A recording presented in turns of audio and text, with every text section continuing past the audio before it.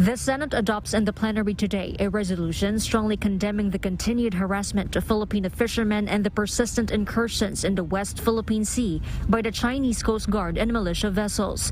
It also urges the Philippine government to take appropriate action in asserting and securing the Philippines' sovereign rights over its exclusive economic zone or EEZ and continental shelf, and to call on China to stop its illegal activities in accordance with the United Nations Convention on the Law of the Sea or UNCLOS and the 2016 arbitral ruling that invalidated the sweeping claims of China in the South China Sea.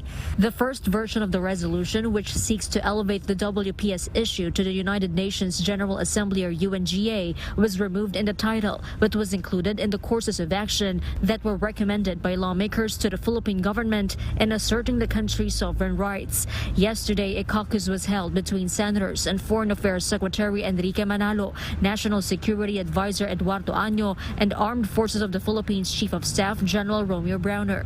We never watered down the resolutions that we filed. We actually strengthened the first resolutions that we initially filed with Senator Risa. Sa kabila ng mga fake news at kasinungalingan para mapigil ang pag-adopt, we stood firm. The fight against China's reckless behavior in the West Philippine Sea does not end here. Tuloy ang laban. Under the resolution, the Department of Foreign Affairs or DFA is expected to continue holding dialogues with the Chinese government to push for recognition and respect of the Philippines' sovereign rights over its EEZ, as well as to pursue the formulation of the Code of Conduct for the South China Sea.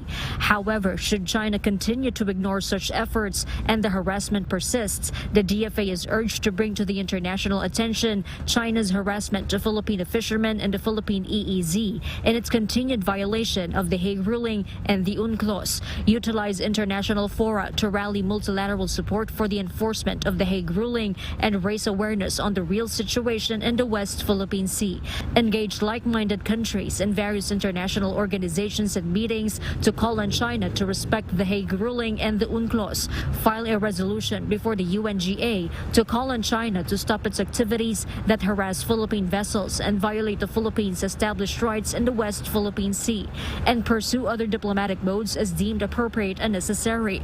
It can be recalled that Senators Alan Peter Cayetano and Amy Marcos expressed concern on the earlier proposal to elevate the issue to the UNGA, citing its geopolitical and economic repercussions.